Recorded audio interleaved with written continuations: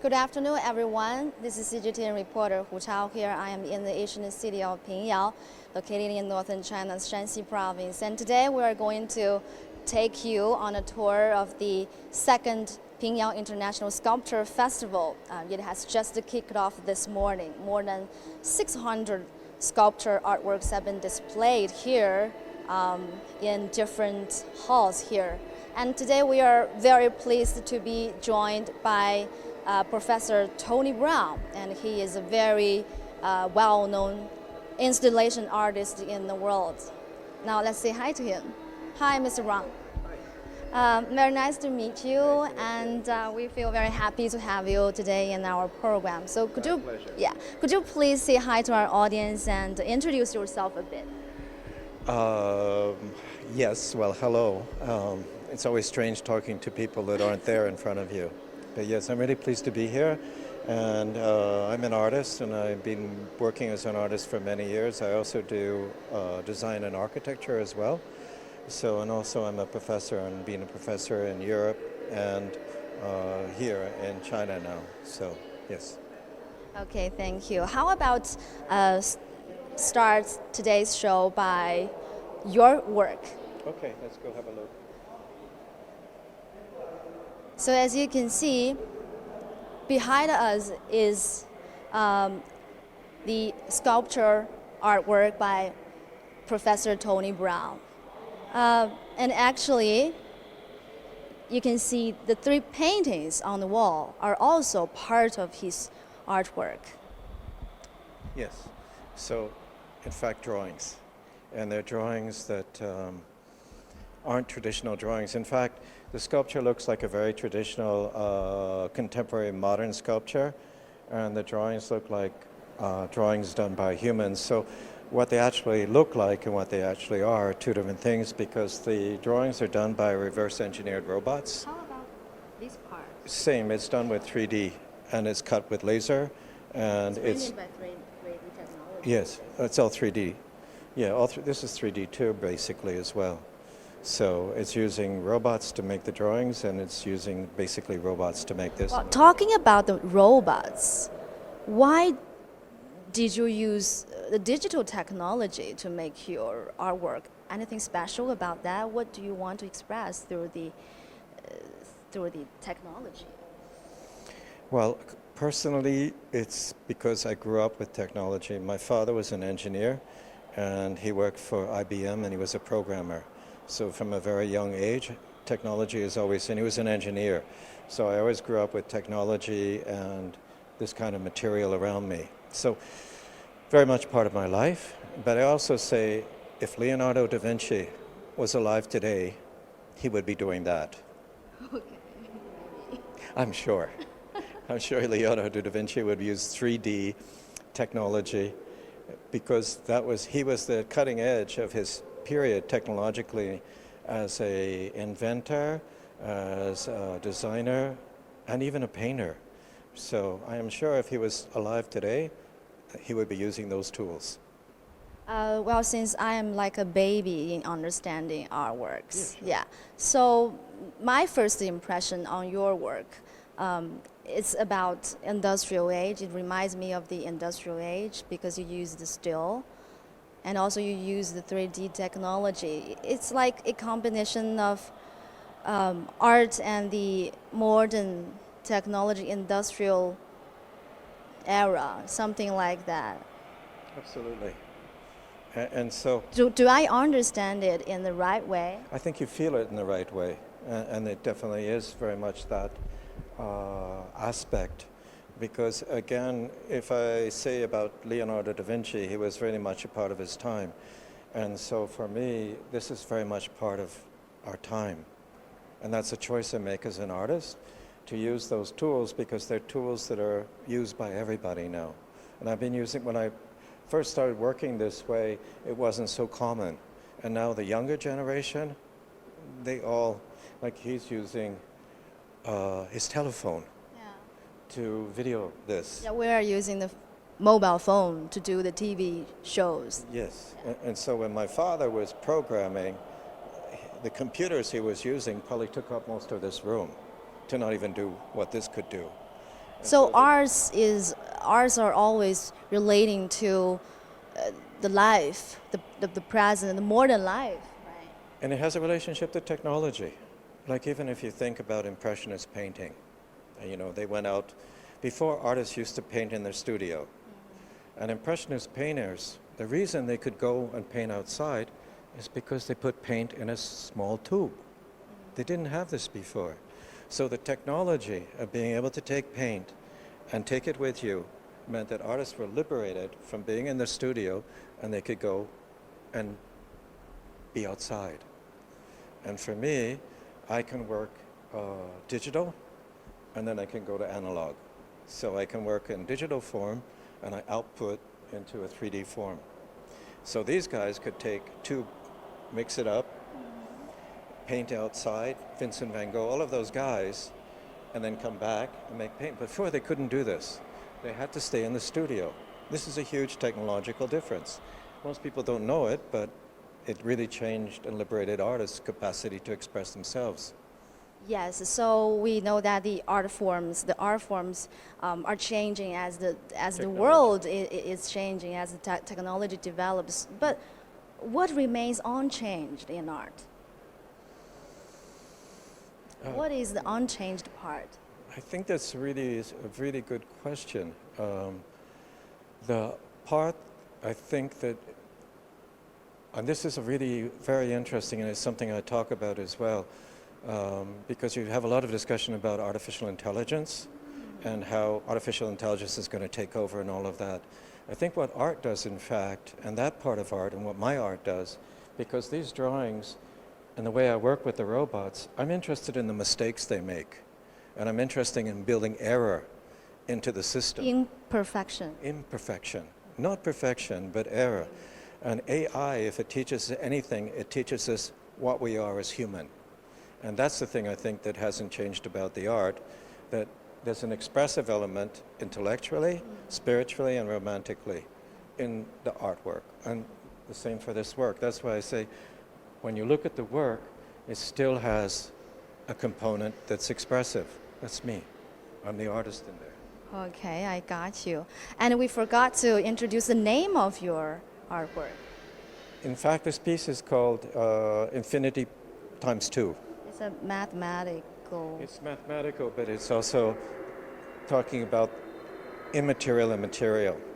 And in fact, this sculpture will be built later on for a university at Eurasia, and it will be 8 meters high. So this is kind of a model for the big sculpture. Oh, this is not its original size. This is a piece, but it will be much bigger. It's a bigger sculpture in the end. It will be 8 meters high. Okay, let's get closer to the painting. Where are the arrows that robot made while it was drawing this? You can see.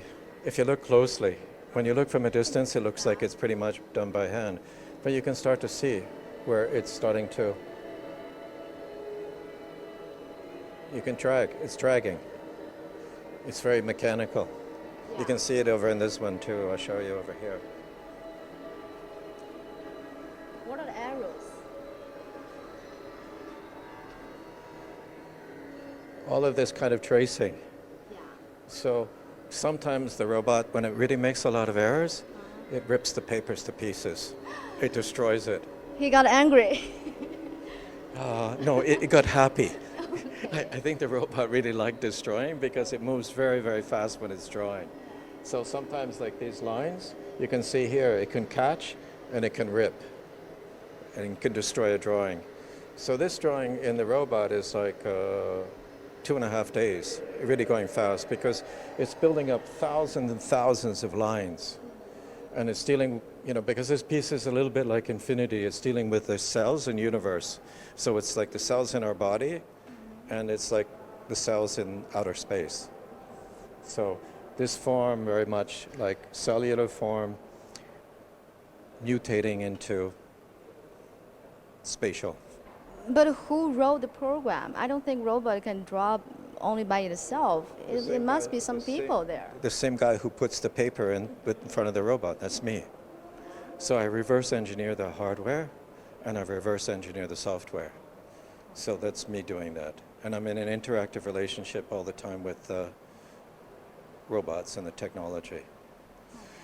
And in a certain way, it's different, but it's not totally different than what I said about the tubes of paint.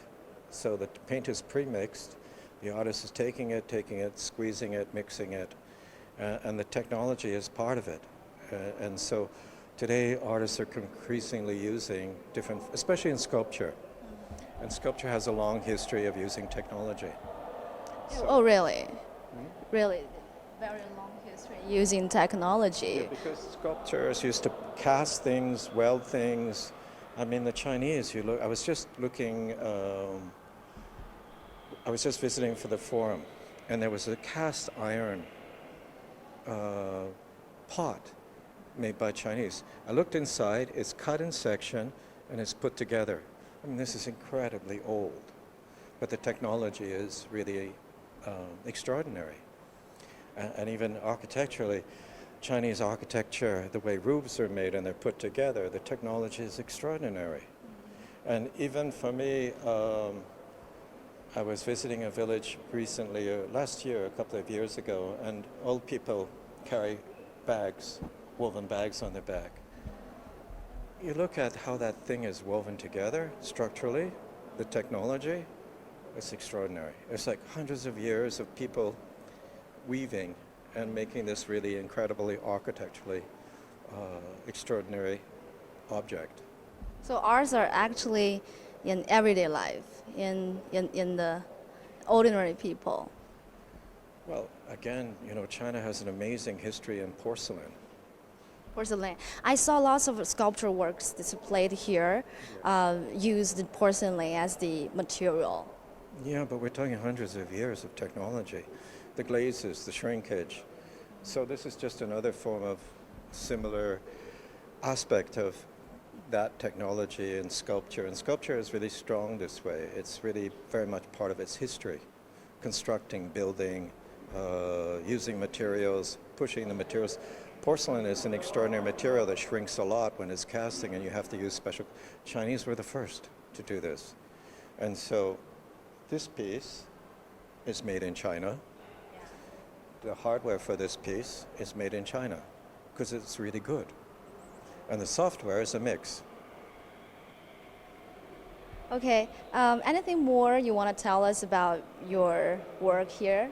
Well, as I was saying before, I do architecture and I do design. So historically, and as we go through the exhibition, we can talk a little bit about it.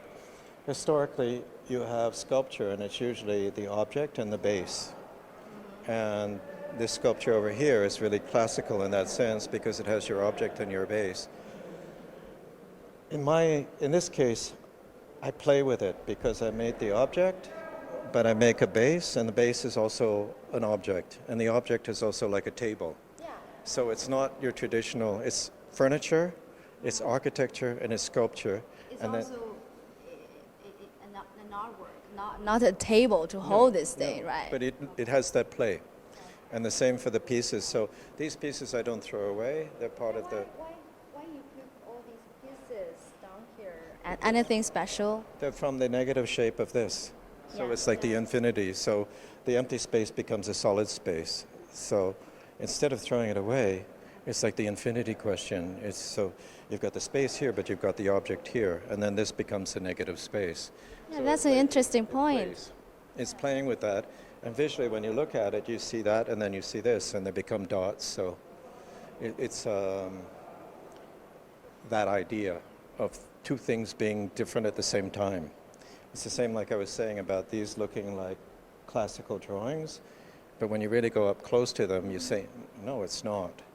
Or when you look at this, you say, oh, it's a classical sculpture, a modern sculpture. But when you look at it, you say, oh, no, it's not exactly. So that space between things is that very interesting moment. So when we come to see this work, we have to think about more things, not just stay at the outside of this artwork. We have to explore the story behind the You art. asked me the question, you said to me, so what is the thing that's maybe constant about art today? You just answered it. So if the art is working, it makes you think and ask those questions. So you're looking at it, and like I said, the big pot I saw today, I look at it and think, wow, that's extraordinary that was done so many years ago. Or you look at a classical roof of Chinese architecture, and you look at how intricate so it makes you think, and it makes you question about how things are made, how you understand things, how you relate to things, how you feel about things. And as I said, it's, the human part is really quite extraordinary. So when we're looking at some of the historical things, think, wow, that's amazing that people were able to do that. And just before I came here, I haven't had a chance to really see the village, and I took an electric car around the village. And it really reminded me in a way of the first time I came to Venice in Italy. All these But we don't have water here. No, you don't. But Venice has water, but it has all these small little roads, and it's like low roofs, and it's a very historically interesting old city that as you're going through it, I'm imagining what happened, just like in Venice, the stories, the history.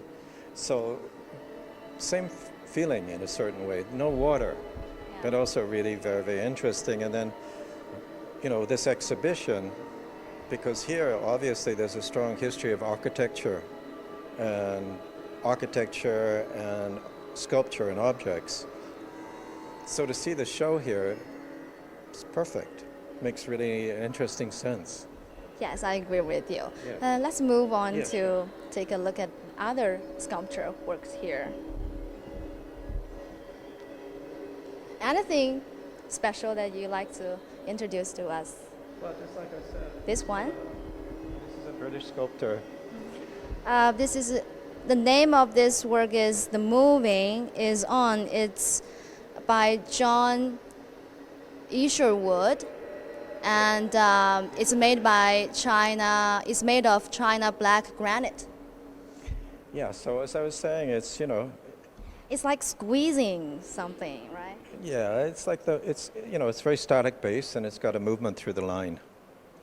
And but it's the classical problem of here's your base, and here's your sculpture.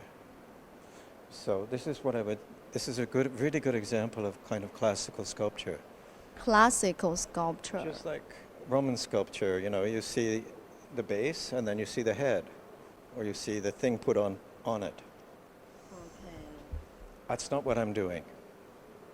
Not what you're doing, right? No. So you are different types of arts. Exactly, and that's not what he's doing. Zeppi Panoni. So let's get to that Yeah. one. This is Jean Plenza, and it's a Spanish artist. Spanish. Yeah, he's a Spanish artist. Many Chinese characters there, and also the English capital. Yeah, so he's mixing it up. But, so what we're talking about over there there's the base and there's the sculpture. And here we have the base and we have the sculpture. But the difference is the sculpture, just like my sculpture, you can see through it. Yeah. So it's not just an object, it's a space. It's space. Yeah, it's a space, but it's not just space. Just like you just said, you see a figure, but the figure's made of words Yeah. and symbols and signs. So it's not just, now we're not just looking at a base and an object. We're now looking at a construction of a figure. So that figure has that language inside of it. So all of these words and signs make up how we are, language and transparency. So not the same thing. Yeah, this is really like an art class today. Lots Well, of you're asking me. information. Yeah. So this one is called Endless. And you can see how it's made. It's cut out technologically, like I'm using similar techniques. I'm sure this is done by laser cutting, and then it's reformed and it's welded to make this. This one, it must be very difficult to create this one. It's a lot of work, but that's a lot of work too. That's a lot of work. Yeah, and his is a lot of work too, but it's different. It's not the same thing. Yeah. We've got some questions from our online viewers. Let me check. Hello, online viewers. We have many online viewers around the globe. That's not. Yeah. It seems that there is not any questions yet.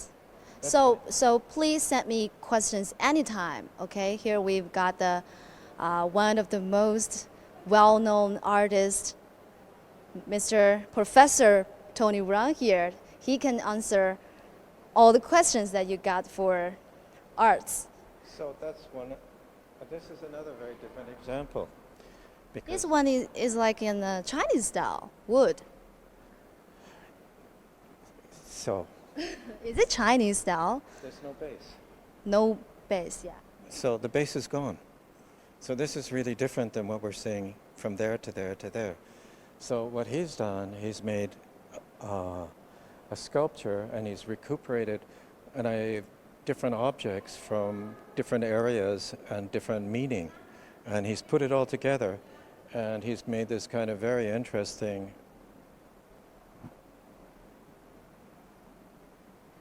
three-dimensional extruded form. Yeah, but it also looks like fabrics. Yes, it's beautiful. So he's using traditional form and he's transforming it into a very interesting, I mean, this is like a 3D computer extruded model, right? But it also looks like very traditional Chinese weaving, and so he's using past and future merging together in a very interesting way, I think. And so, again, it's not like traditional sculpture. Yeah, and these lines also give me a sense of time. It's like time is like a river. It's like a line. Yes. So very, very different than the marble sculpture on a base.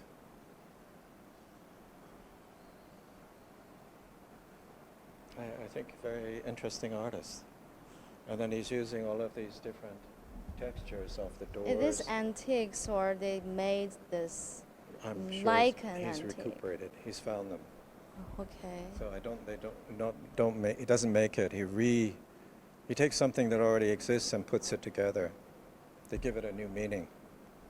So it's like, very traditional, historical, and then putting it against some contemporary elements.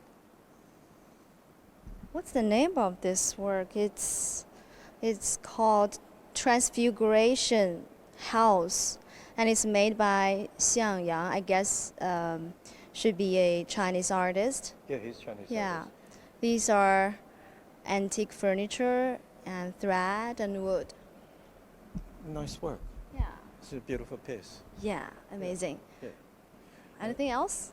And so, just to keep going in that direction, this is a professor from CAFA as well. And You know him? You know this artist? Yeah, for many years.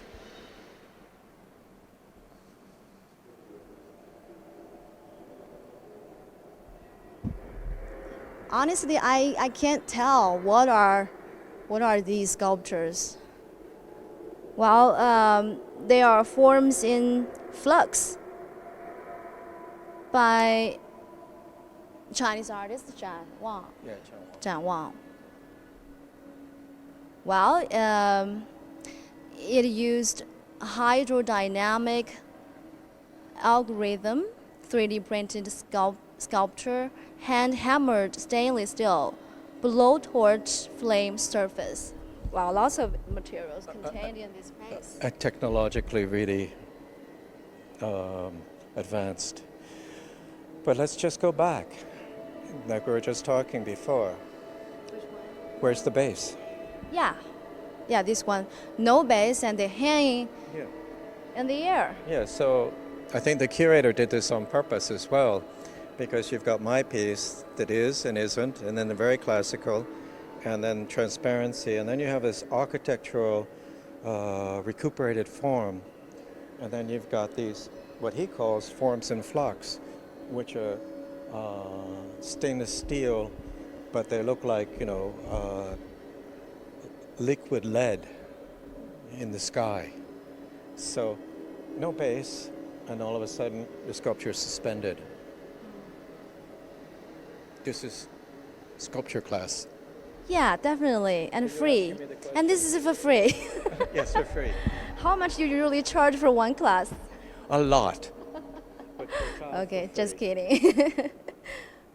Okay, let's move to the Maybe we should next move stop. into the other building just to cross the street. No? Yes, yeah, Should we move sure, across? sure. But it makes sense when you start to, because I think the curator did this on purpose. He set this combination this way and this way, so the spectator starts to see. And so when you said to me, well, what's it about? But if you start asking really very simple questions, like, why did he use those doors? Are those doors, did he make the doors? Or they're found doors? Or why is he hanging this? And why is that guy making people's bodies with letters? So these questions provoke really interesting answers. Yes, curiosity. We have to remain curious to this world, to all the arts. Yes, Works. so it's good to confront the work with questions. Yeah. It really, you really need to spend more time on appreciating these artworks. You can't just walk there and take a look, maybe for seconds, for minutes. You That's have not to- right. No, you really need to. And that also, I think, if the work of art is a good work of art, it'll stop you. And it'll make the spectator start to ask the questions and make them more curious. So if the work is good, I hope, I think. And so when you're in front of the Mona Lisa, you ask questions. You look at it and Yeah, why she smiles.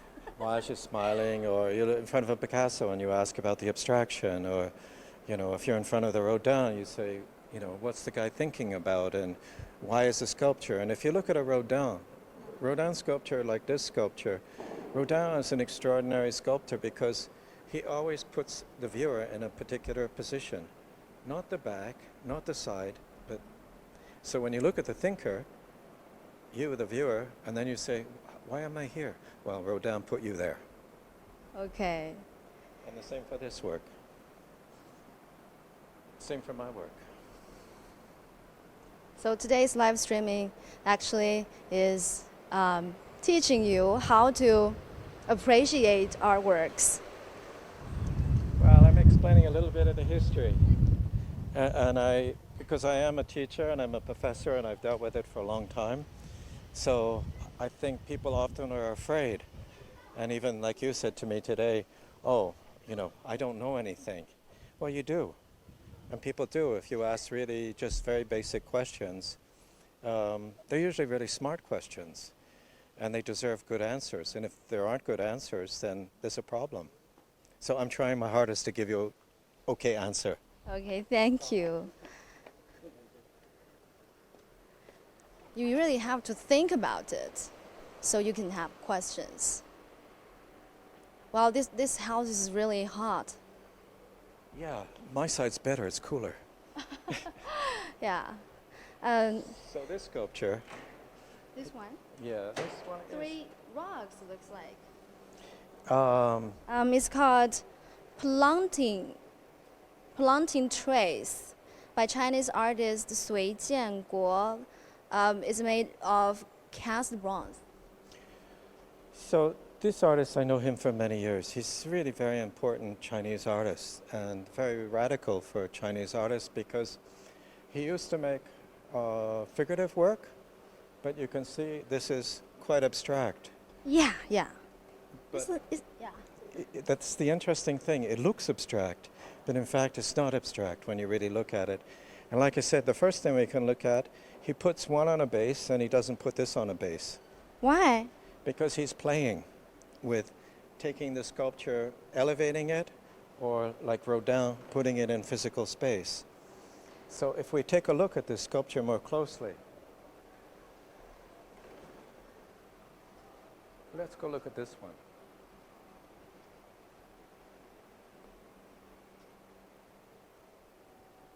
The thing that's most interesting and apparent is you look at the outside here and you can see it's really smooth.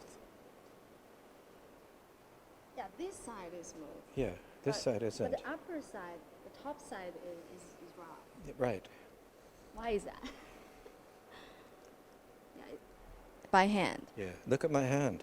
So what you have here is he's taking the clay and he's crushing it. And as he crushes it, it leaves all of these lines and then he makes it much bigger. And so... But whose hand was this? So big. Yes. But he starts with very small pieces. Okay, okay. He blows it up. Yeah. Because sculpture, and also he thinks, and I think it's interesting way he thinks about the world, we can look at the world by our eyes. And he's interested in how we feel the world. And for him, Chinese culture has a lot to do with ground and touching. And so a lot of his work has to do with that tactile, physical feeling of stuff. So these are his hands. They're records of him making, very direct. Oh, this is really interesting. So he makes sculpture, sometimes he calls them blind sculpture. Blind sculpture. So he's just not even seeing, he's just like trying to feel it. So why keeping his eyes when doing this? Because he really wants to emphasize the feeling. But then after he produces these, he changes by putting them on a stand, he blows them up, he uses 3D printing. So he was not just randomly crush something. No, he really with about, heart. Yes, with special, feeling. with thoughts. Yes, for sure. Because for years he's made classical sculpture using clay. This is training. So, like I was saying about my sculpture and my drawings, when you first look at these, you don't really know what you're seeing until you really look at it, and then you start to think about it and say, well, how come it has those lines? Why this shape? Why this material? And then once you start to look, it reveals itself. So you have to look closer and think more. Yes, and be open a bit to say, oh, it looks like maybe mushrooms or something. No, it's not. Yeah. And it takes a bit of thinking to understand. And sometimes you have to know a little bit about the subject. So very different work. Yeah. Very interesting. So talking about Chinese artists, I think we've seen lots of artworks from Chinese artists. Yeah. What's your comments on Chinese artists in our age? Well, when I first Are they the same as those in maybe 1960s or 70s? Yeah.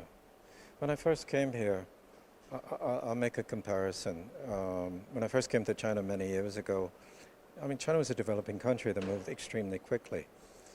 And so you can say to me, okay, well, what about contemporary artists? I can say, okay, what about Chinese contemporary athletes? So 10 years ago, how many gold winners were there in China? Much fewer than now. How many now? A lot. Yeah. A lot. So all of a sudden, the Chinese athletes, they trained, they upgraded, and Chinese athletes started winning gold medal after gold medal after gold medal after gold medal. And that's also true for Chinese artists. So 10, 15, 20 years ago, on the international scene, there weren't that many Chinese artists. But today, just like this exhibition, it's like athletes. The story's really changed. So Chinese contemporary artists, like Chinese contemporary athletes, they're competing on an international level, and they're doing very well, that's for sure. Okay. That's a big difference in a 10 to 15 year period. And he is probably one of the very first Chinese artists to be really shown outside of China. And how about the art market? Are these works will be bought by someone? I will answer that question the same way I answered about the athletes. 10, 15 years ago, Chinese artists didn't have a lot of support, and Chinese athletes didn't have a lot of support, but that's not the same case as today. So the athletes get a lot of support, the artists have support, there's collectors, there's exhibitions like this. So the standard has gone way up. Yeah, that is really some good news Oh, it's just for fact. China. Yeah. No, I think it's good news for the world, Yeah, yeah. not just for China. It's, Yeah. it's good for art. Yeah. So there's more, it's like, again, the thing about the athletes, the more competitive athletes makes it better. And also in the world of artists, you people really happy to see that there was someone better than you, so you can learn from them. You can exchange your ideas. No, I'm jealous. No. No, of course. Yeah. I am. Okay. But So when I that- see a great work of art, yeah, Yeah. sure, I feel a certain degree of jealousy. But that's That's normal. natural. Yeah. Yeah. That's also a kind of. I can still be jealous about Leonardo da Vinci, and he's dead. But no, it's sure. So to see an exhibition like this, or everybody, because I lived in Paris for a long time, and everybody goes to the Louvre and thinks the Louvre is the best place in the world. Well, it used to be, but I don't think that's always the case anymore. So China's increasingly like this village. It's a really interesting place to go to. I've been to Venice many times, but I'm really happy to come here because I know Venice. And I think this is a really and tomorrow I'm going to go and visit the historical sites. I don't know it, so this is really interesting for me. Yes, this Asian town has a history more than thousands of years. Yes. And also it's one of the most well-preserved Asian towns in China. That's why I said when I was in Venice, you can feel that history, and you can feel it. And so when I'm here, I can feel the history, and it's great to experience that. I feel extremely privileged to have that chance to be in Venice, to be here. So, but I don't think Paris is the only place, and Venice is the only place. So, the world has changed. Yes. As you can see, the weather is quite windy and it's also quite scorching. And I guess due to the high temperature, so not a lot of, we don't see many visitors coming to this place. Well, today's the first day.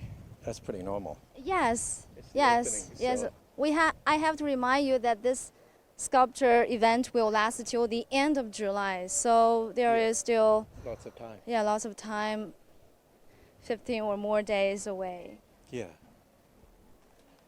And we also know that the Asian city of Pingyao has become a home or a platform for many international cultural events, like the International Photograph Yes, Festival. that's what I heard. Yeah. That was one of the very important first exhibitions, was the photograph. And also the International Film Festival. Yes.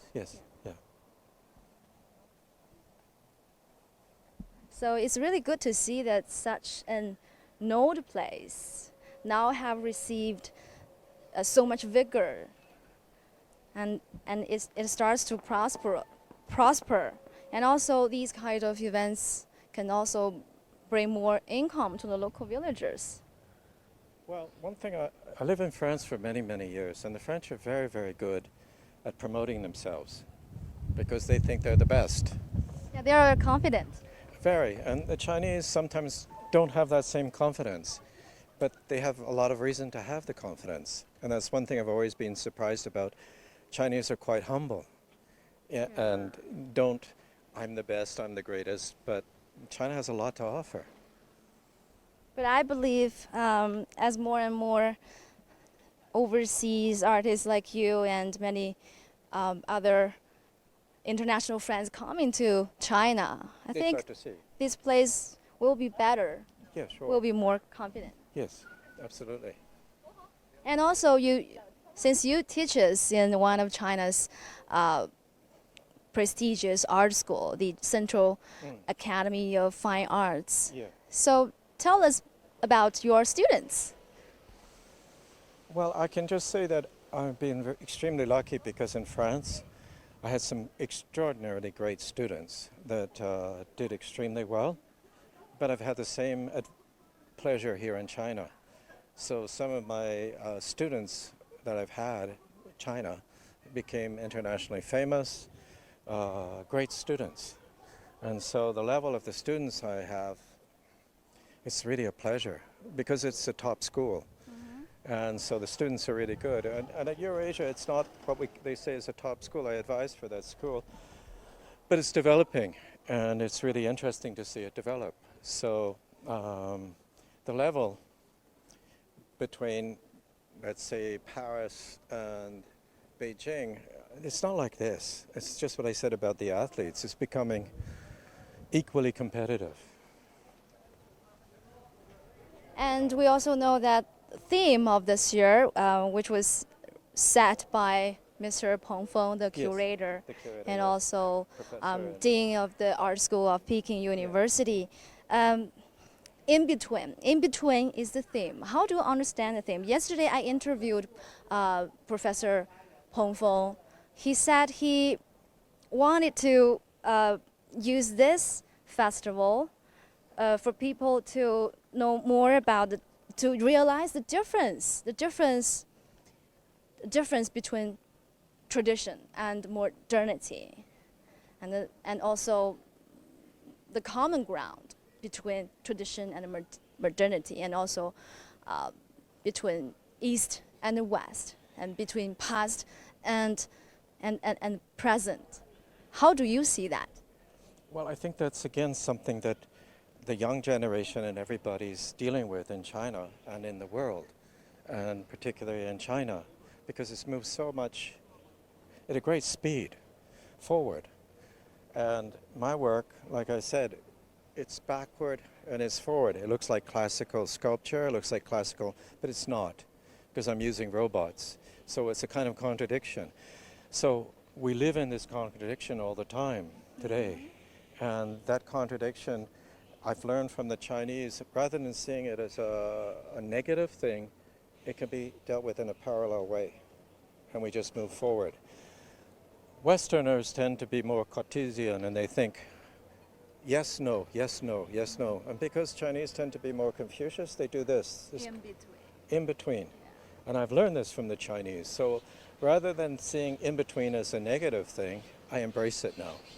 So part of what I do with my work is that in-between is a great space. It's the in-between space, infinity times 2. And also, Professor Peng Feng called that the Oriental wisdom. He is, yeah. I think that's what I'm saying, that it's... Yeah, this way. Yeah, this way. I think that's really very, very true and very interesting. And that's what makes this exhibition. And that's why I was just talking at the forum, and we were just saying, he asked what the general comment about the exhibition, and I said, I think it's extremely diverse. It's not one, this material, that material. But if there is a common thread, it has to do with that different states. So, and also allowing for different states with different kinds of work. So the word also that came to mind after I left was there's a great deal of tolerance. Yeah. And that tolerance, I think, is really rich, and it makes for a really good exhibition. So that work isn't better, that work's lousy, that one's good. It's not like that. It's more, well, that work is over here, this work is over here. Now, how do we see them? How do they exist together, and how do we move along? Well, I didn't notice. When did you put your glasses on? When it was sunny. I'll take them off. So introduce your glasses to our audience. You designed this, right? Yeah, because I do product design. And I design these glasses a little bit like my sculptures, and I like thinking about architecture and products, because also traditionally an artist just painted. And I think now today, a lot of contemporary artists do a lot of, I was talking to some of the artists, and they have restaurants, and I think this is not a bad thing. I think it's a good Not thing. a bad thing, a good thing. Yeah, because they're in the world. They're dealing with people. They're dealing with businesses, making money.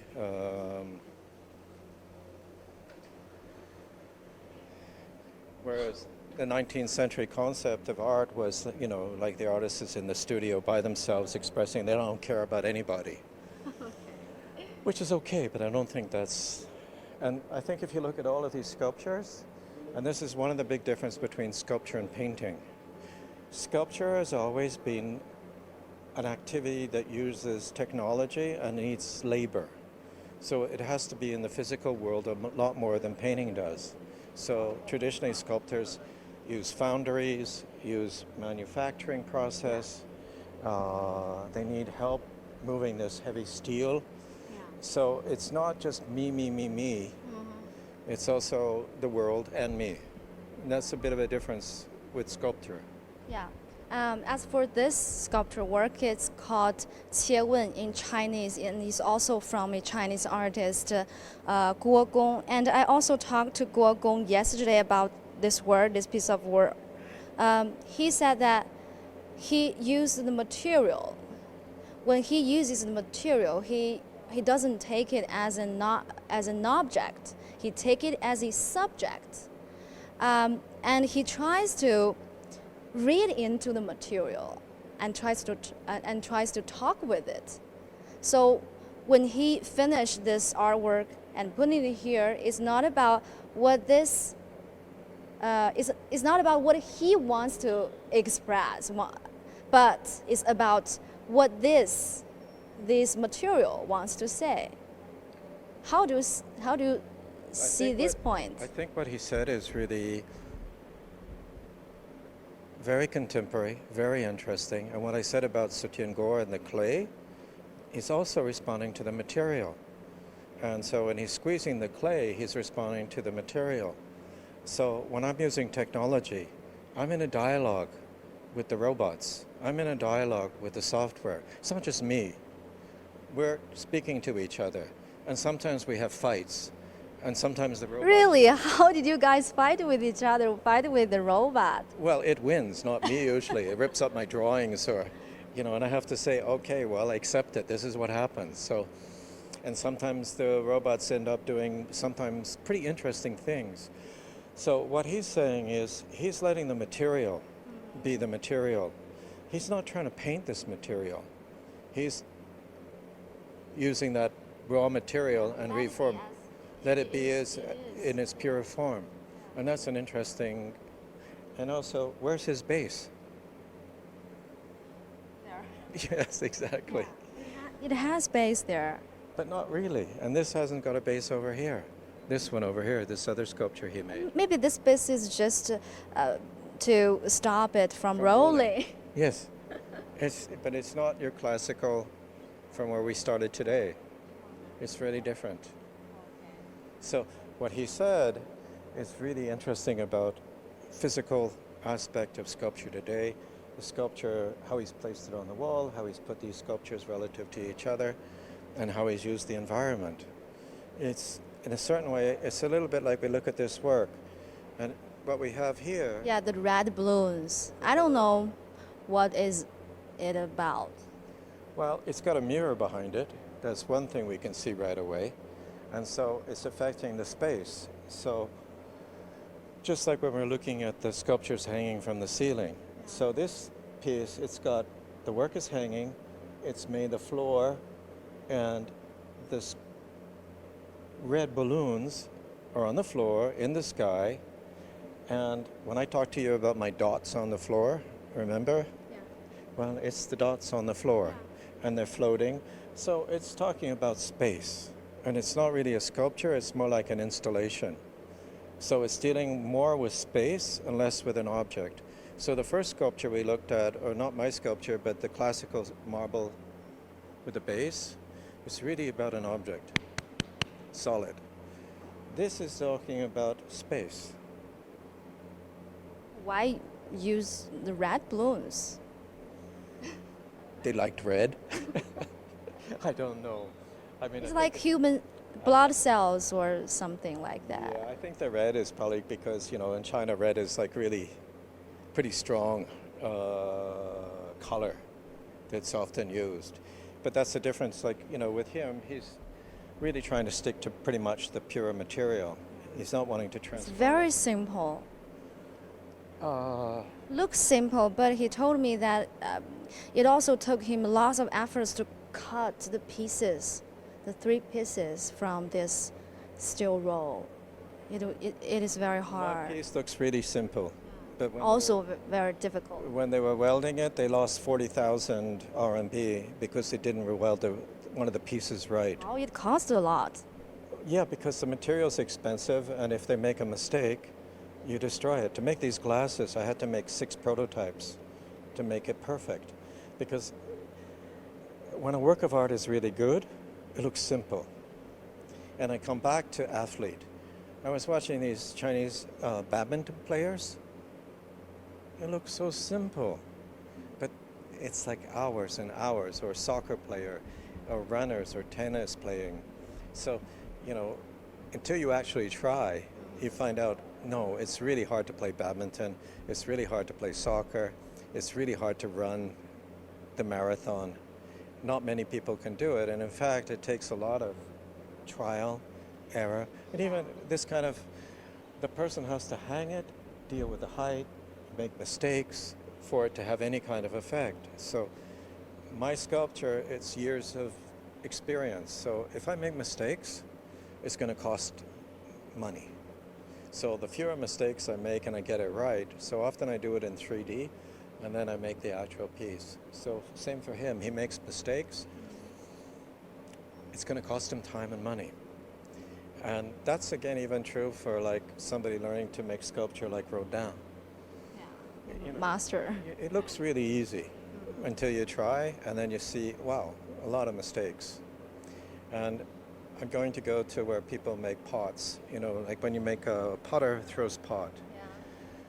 If I make a pot and I try to throw a pot like this, I get clay all over me, like here to here. But you see a master making a pot, they get the clay just here. Very clean. And it goes up Yeah. like a piece of magic. And just like the guy goes, shh. But that's like 20 years, 15 years of doing this. I can't do it. I do what I do, but that master potter, or that's also true for really great calligraphy. I cannot do calligraphy, but when I see a calligraphy, Yeah, Chinese calligraphy. yeah, I can see. Yeah. The way the person's moving, the way the ink's going on. I don't know what it means, but I also know that's a master. And just like a master chef, we were talking about food. You can see how the guy throws the food in. You just know, you can feel that's years of experience. So all of the people in this exhibition have failed and failed and failed and failed to get to this point. So what he's saying, I really understand, and absolutely true. But for a lot of people, they just think, they come in here and they think, well, that looks just like something in the factory. Yeah, in the stainless steel factory, Yeah, stainless the steel raw factory. material. Yeah. It's, But it's not just like that. no. And also, what he's also making us aware of is the beauty of that stainless steel factory. Okay, let's check what are some of our online audience are saying.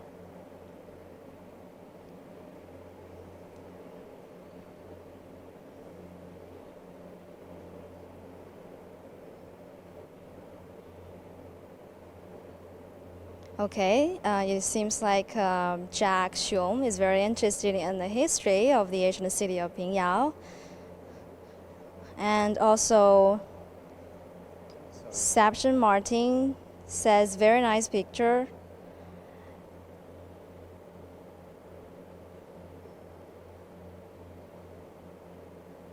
And lots of other online friends say, this is really good, this is nice. Thank you all for watching. So in this hall, what do we got here? Yes, the fist. You said you like this fist sculpture very much. No, I didn't say that. You didn't say that? Okay, my fault. I said that I like a lot of the sculpture in the exhibition very much. So, but it's different sculpture. So I just, like I said, can talk about them. And like this sculpture is like looks like a classical. And it also got a ring and the finger. Yeah, but you Yeah. know, this middle finger is broken. Okay. If you put it together. That's funny. Yeah, sure. The artist is playing a joke. Sure. And it looks like marble. Oh, wait a minute.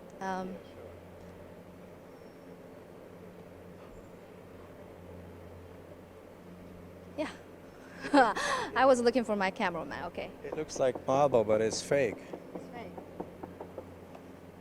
Is it wood or something's plastic? Yeah, I think it's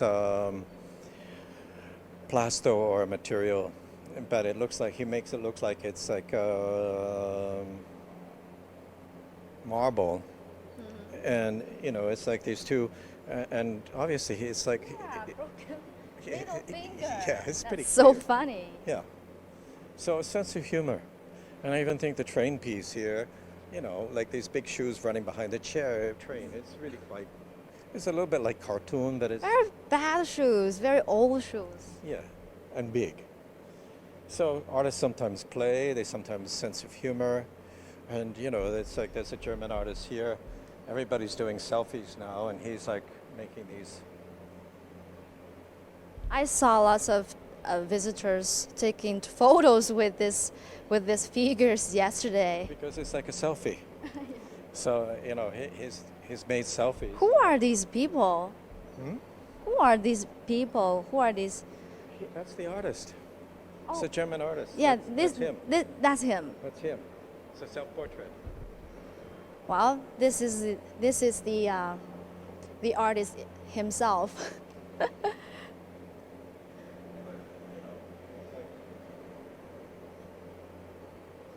This is him too. Got a hole in his heart. Okay. Gunshot. Gunshot. Is he just this tall? Oh, no, he's taller. In fact, I think this one's shorter. Okay. So. So this empty space is all about space. Is also about space. Yeah, and just like I said about the base, I remember the Plenza piece with the writing, the figure. Laser cut, same technique, same technology. Why it's black and white? Why don't make it colorful? You didn't ask me that about mine. Yeah. Yeah. Can I ask it now? I use color sometimes, but not all the time. And for that piece, it's not just black and white because I also use the material. So if you look at it, you'll see there's pure, just like his sculpture, is pure aluminum, and there's the pure material. And in fact, the black isn't black, it's black, blue, brown. So we spent, in fact, they did 4 times the black until I said, yes, the black is right. Because it's not just black, it has to be a particular kind of black. And color can give some impact on the viewers. Sure. And that's what you just asked me about, why the red balloons. So that's the artist's choice to use the balloons. And like this artist here, she's What's this, coal? using bandages. It's like a coal mine. But it's pretty strong. You mean this one? Yeah, it's like the woman artist has used blood, looks like blood, and she's written, and it's a line. So This is also from a Chinese artist. I saw some Chinese characters on these.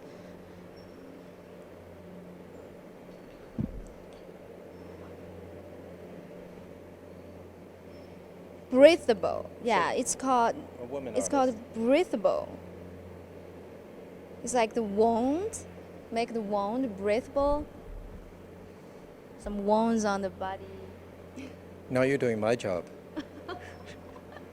So at the end of the interview, you start to explain the sculpture. This is perfect. I'm really happy. You're a Yes. great student. Very good. Good job. How many points you will give me? I give you, let's say, 9 out of 10. 9 out of 10. That's okay. Yeah, that's a high score. 9 out of 10 is really good. Thank you. I really learned a lot. Didn't understand something from the very beginning, but you're asking really good questions. Thank you. Thank Yeah. you. So like with hers just now too, same thing. So and same for him. It's just that when you're being here, when you're standing here, these things really inspire you to come up with many questions. They do you. Yeah, I think these artworks have some impact on me, on all the viewers.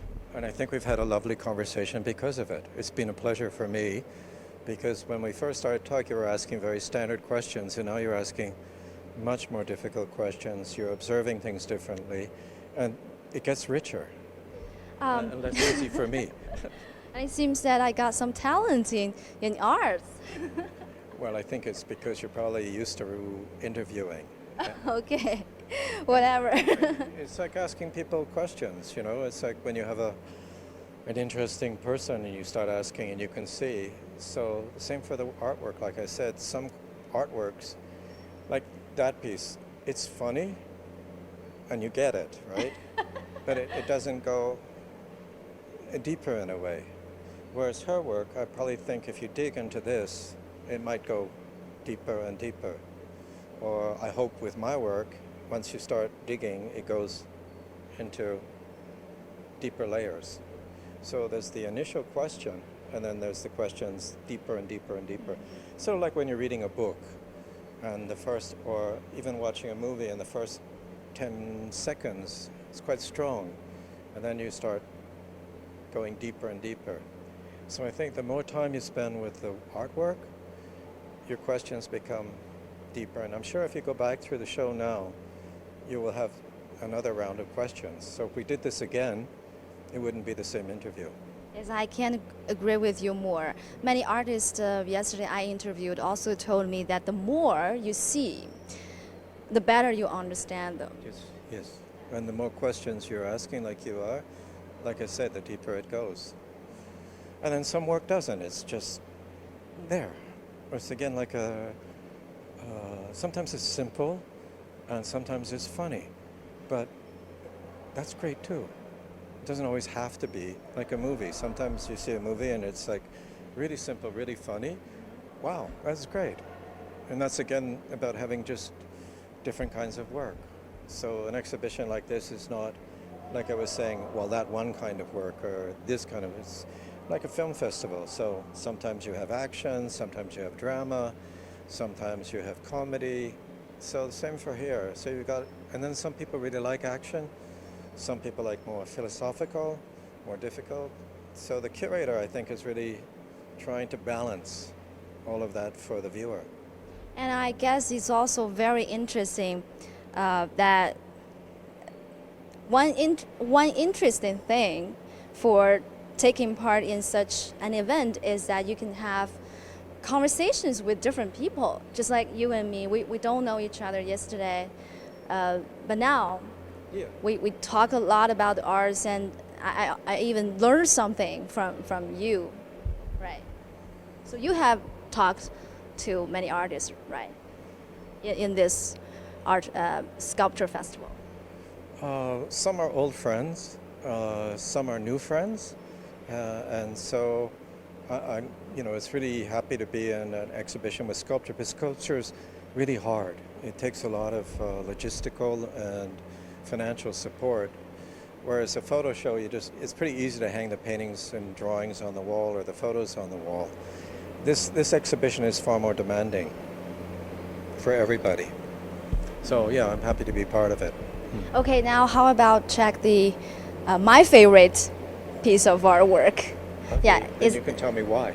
Okay. I ask you to explain it. Okay, is this a test? Yeah, it's a test. You only got 9 out of 10, so you need to get the extra point now.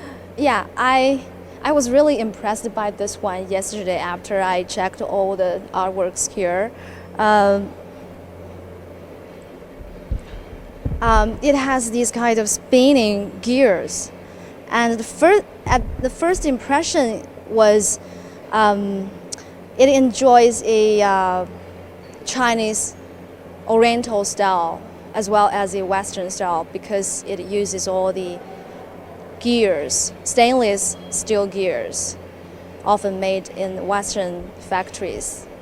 And also when I talked to the artist Wu Daxing, also a Chinese installation artist, he said he wanted to use these kind of Western style equipment to create a pagoda with Chinese features.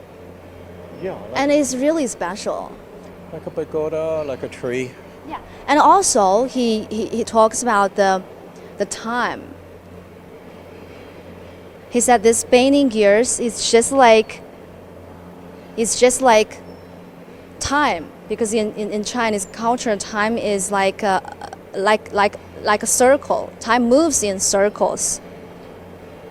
Absolutely. And also it looks like it should have a function, but it has no function. No function. Well, it's not telling time. It's Yeah. not like a clock. Yeah. It's using all this mechanical system. It's not making factory clothing, but it's in movement. So it doesn't have an object. It doesn't have an objective. It is what it is. It's sculpture. And it also has a base, I guess. Yeah, sure. But it's a base that's more in space, and it's under tension, and it's using these wires to keep the structure up. But I don't think that it's really that structural. It's more visual, because, like you say, he's making a pagoda, he's making a tree. It's a kind of mechanically poetic sculpture. So, and again, back to the Planza piece, it's transparency, and the transparency in its movement.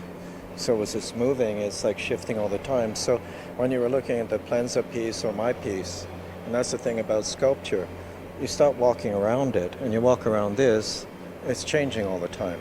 Yes. The piece Yes. is changing, and your position is changing. Yes. That's what I said about Rodin. So as you move around it, the piece is another sculpture, another dimension. And it also has this kind of special sound. The sound is always there. Well, yeah, and also it has a look where it's really hard, but it's also very soft. There's a kind of softness about it, because it could and looks like it should be quite hard and aggressive, but the softness of its movement. It's an interesting contradiction, and that's what we were talking earlier on about this or that. So this piece also has that quality of this and that. So it looks hard, industrial, like you were saying before about my work looking like it's industrial. It does, but it doesn't. It's something else. It's poetic. Okay. So now, do I get my extra 1 point? I give you half a grade. You have to work so much. Okay. Thank you. Thank you very much, Professor Tony Brown. Thank you. Very nice talking with you. Yeah, it was Very fun. helpful. Yeah, it was a nice conversation. Okay. Thank you very much. And Really a I'm pleasure. afraid I have to wrap up today's live streaming Go show. ahead. Okay, so much for today. This is the second Pingyao International Sculpture Festival, and it will run until the end of July. I have to call it off now, and for more interesting news stories both in China and around the world, you can follow CGTN on Facebook, Twitter, Instagram, China Weibo, and of course CGTN app. Thanks for watching. See you next time.